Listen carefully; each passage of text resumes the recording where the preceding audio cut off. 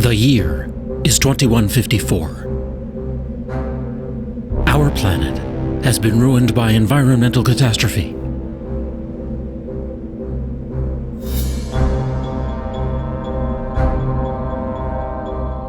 In the movie Avatar, greedy prospectors from Earth descend on the world of an ancient hunter-gatherer people named the Na'vi. Their home is a lush moon far beyond our solar system named Pandora. Could such a place exist? And could our technology and our appetite for exploration one day send us hurtling out to reach it? In fact, the supposed site of this fictional solar system is one of our most likely real interstellar targets, until a better destination turns up. Pandora orbits a fictional gas planet called Polyphemus. Its home is a real place, Alpha Centauri, the brightest star in the southern constellation of Centaurus. At 4.37 light-years away, it's part of the closest star system to our Sun. Alpha Centauri is actually two stars, A and B, one slightly larger and more luminous than our own Sun, the other slightly smaller. The two stars orbit one another, swinging in as close as Saturn is to our Sun, then back out to the distance of Pluto. This means that any outer planets in this system, anything beyond, say, the orbit of Mars, would likely have been pulled away by the companion and flung out into space. For this reason, Alpha Centauri was not high on planet hunters' lists, until they began studying a star 45 light-years away, called Gamma Cephei. It has a small companion star that goes around it every 76 years. Now it seems it also has at least one planet. That world is about the size of Jupiter, and it has planet hunters excited. Perhaps 2/3 of all the stars in our galaxy are in so-called binary relationships. That means there could be many more planets in our galaxy than astronomers once assumed. At least 3 teams are now conducting long-term studies of Alpha Centauri, searching for slight wobbles in the light of each companion star that could indicate the presence of planets. If they find a planet that passes in front of one of the stars, astronomers will begin intensive studies to find out what it's like. One of their most promising tools will be the James Webb Space Telescope, scheduled for launch in 2014 or 2015. From a position 1 million miles away from Earth, it will deploy a sun shield the size of a tennis court and a mirror over 21 feet wide. The largest space telescope ever built, it will offer an extraordinary new window into potential solar systems like Alpha Centauri. With its infrared light detectors, this telescope will be able to discern the chemical composition of a planet's atmosphere. And perhaps whether it harbors a moon like Pandora. One prominent planet hunter predicted that if a habitable world is found at Alpha Centauri, the planning for a space mission would begin immediately. Here's that star duo seen by the Cassini spacecraft just above the rings of Saturn.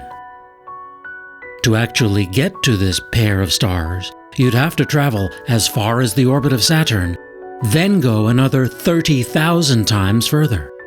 Or put another way, if the distance to Alpha Centauri is the equivalent of New York to Chicago, then Saturn would be just 1 meter away. So far, the immense distances have not stopped us from launching missions into deep space. In 1977, the twin Voyager spacecraft were each sent on their way aboard Titan III Centaur rockets. After a series of gravitational assists from the giant outer planets, the spacecraft are now flying out of the solar system at about 40,000 miles per hour. They're moving so quickly that they could each whip around Earth in just 45 minutes. twice as fast as the International Space Station. Voyager 1 has now traveled over 110 astronomical units. That's 110 times the average distance between Earth and Sun, or about 10 billion miles. But don't hold your breath. If it was headed in the right direction, it would need another 73,000 years to travel the 273,000 astronomical units to Alpha Centauri. When it comes to space travel, we've yet to realize the dream forged by rocketeers a century ago. A Russian schoolteacher, Konstantin Tsiolkovsky, inspired generations of space visionaries with sophisticated ideas about multi-stage launch vehicles.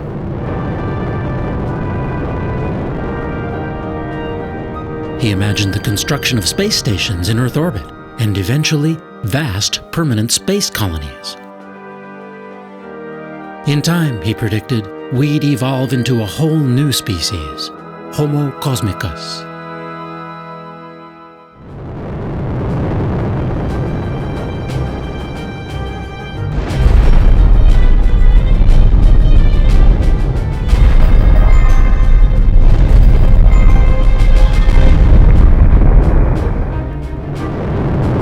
Since then, rocketry's greatest advances have centered on ways of containing explosive propellants and methods of maintaining stable flight at high speeds.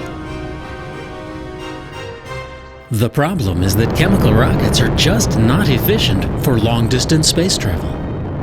To reach the speed needed to enter orbit around Earth, 17,500 miles per hour, the space shuttle must carry 15 times its weight in fuel. And that's efficient compared to some other rocket systems.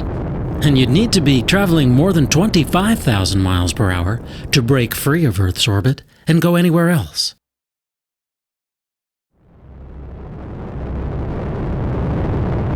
A NASA study showed that to send a space shuttle-sized craft to Alpha Centauri in 900 years would take an unbelievable amount of fuel, 10 to the 137th kilograms of rocket propellant. Suffice it to say, it's more mass than is in the entire visible universe.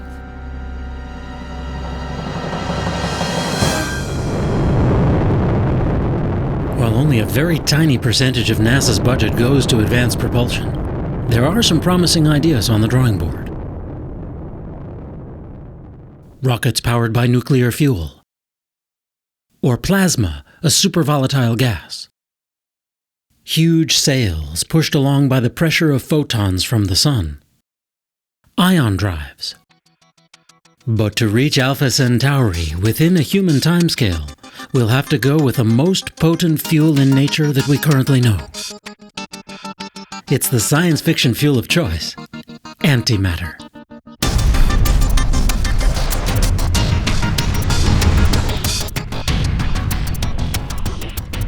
In James Cameron's Avatar, hybrid nuclear fusion and antimatter engines power a mile-long interstellar spaceship. At a speed of 670 million miles per hour, this vehicle makes the journey to Alpha Centauri in just 6 years. Antimatter really does exist, as the mirror image of the universe we know. It consists of electrons and protons, but with their electrical charges reversed. Whenever it comes into contact with normal matter, the two annihilate each other in a ferocious blast of energy.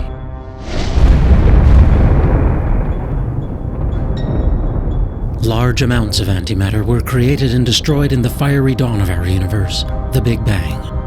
But somehow, in one of the great mysteries in science, we were left with a universe whose visible substance is almost all normal matter.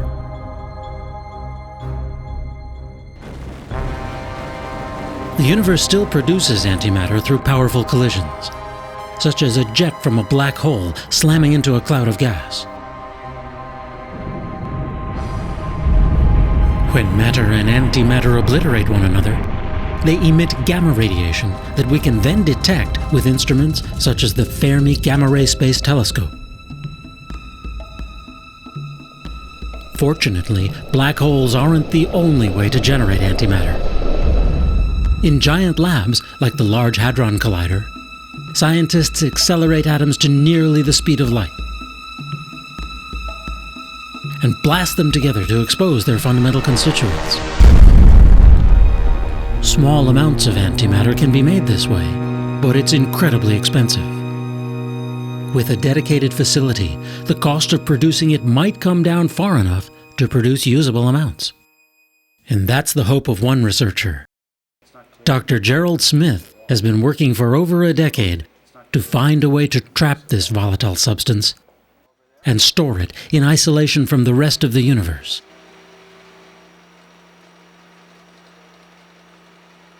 Smith and his colleagues have designed a trap the size of a cigar case. It sits within a tank filled with liquid nitrogen and liquid helium, designed to cool it down to 270 degrees below zero. Once injected into this trap, antimatter particles are suspended by magnetic fields within a vacuum as empty as deepest space. But the problem is that anti-electrons, called positrons, tend to repel each other explosively. That makes it tough to store more than a few at a time. This team now believes it may have discovered a pathway to storing large amounts over longer periods of time. Their solution lies in combining positrons with electrons, forming an element called positronium. In theory, with the right magnetic fields, these electrically neutral atoms might be held indefinitely. When released under controlled conditions, ultra-high energy antimatter beams could turn out to be ideal cancer killers, or lead to revolutionary industrial applications. Or perhaps, one day, they could power long-distance spaceflight. It wouldn't take much. Antimatter is so potent that it defies common sense. A chunk the size of a small coin could propel the space shuttle into orbit. Smith estimates that once in low Earth orbit, a human mission to Mars would take as little as 10 milligrams worth. The basic idea of an antimatter rocket is simple. A beam of positrons is released into the engine core, where it annihilates the surface of a metal plate. That creates an explosion that propels the craft forward. Another design uses a sail. A cloud of antimatter particles reacts explosively to its surface, propelling it forward.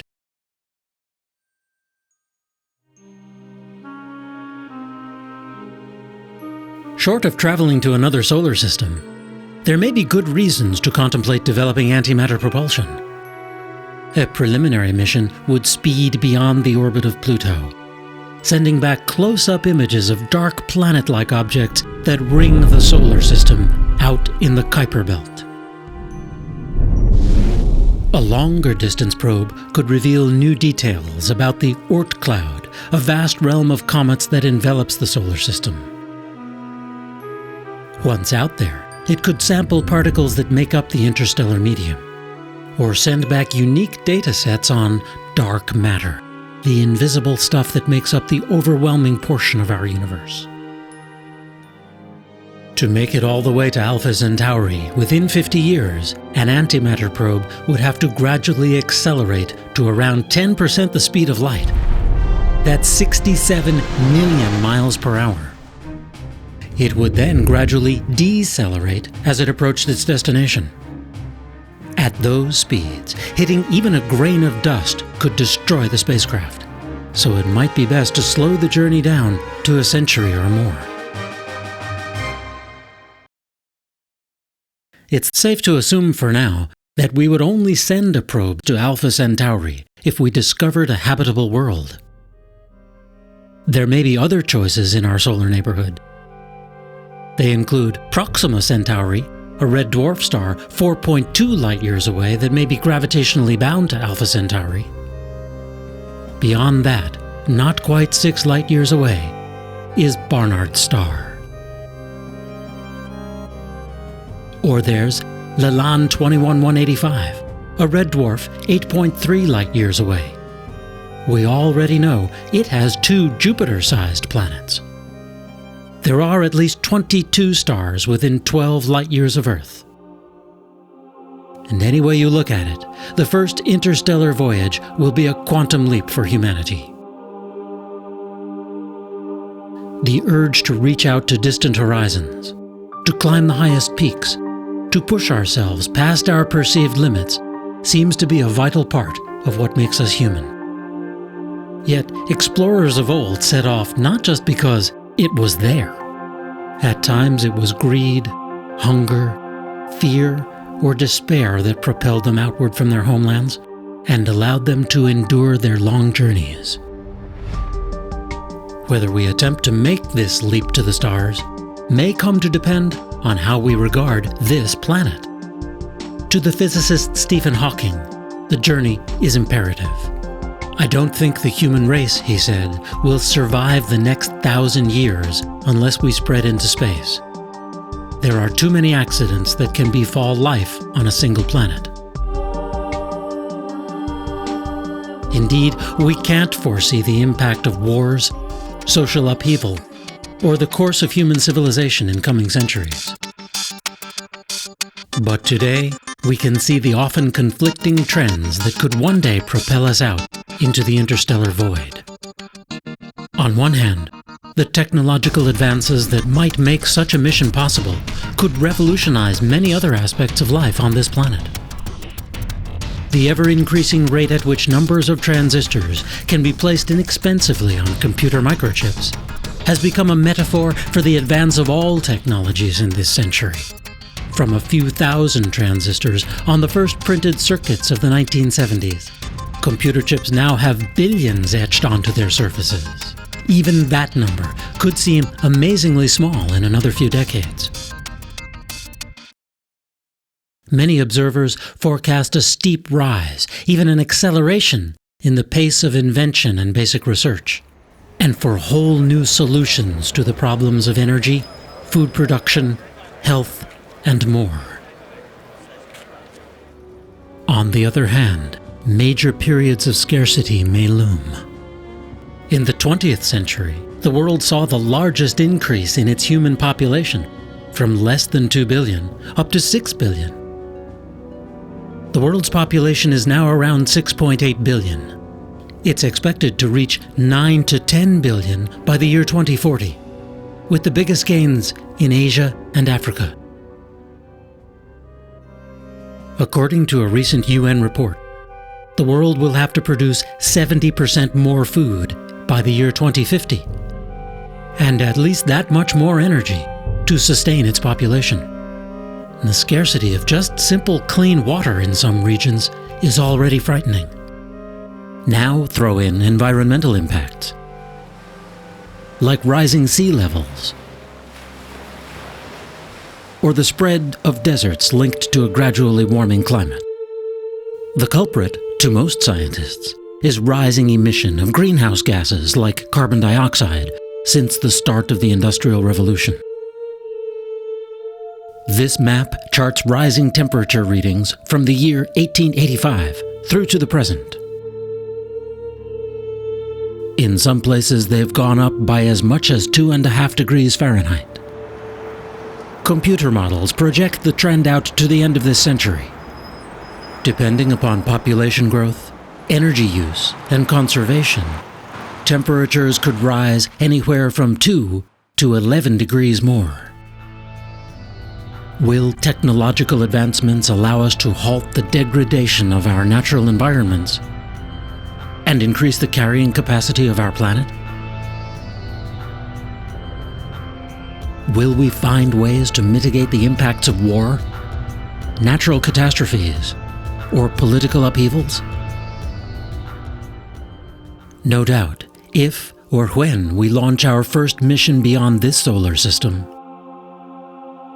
the occasion will spur reflection on who and what we have become as a people, as a planet, just as the first missions to the moon and our neighboring planets once did. At first, we'll send a probe designed to relay basic information on what's there. on a world whose light we have only studied from afar. As this cosmic emissary makes its way across the void, we on Earth will continue to struggle in our pursuits of happiness and prosperity, or of mere survival. When it arrives, we'll scan the data for evidence of a world like our own, one that may harbor life. How will our perspectives on that world, and upon our own, have changed?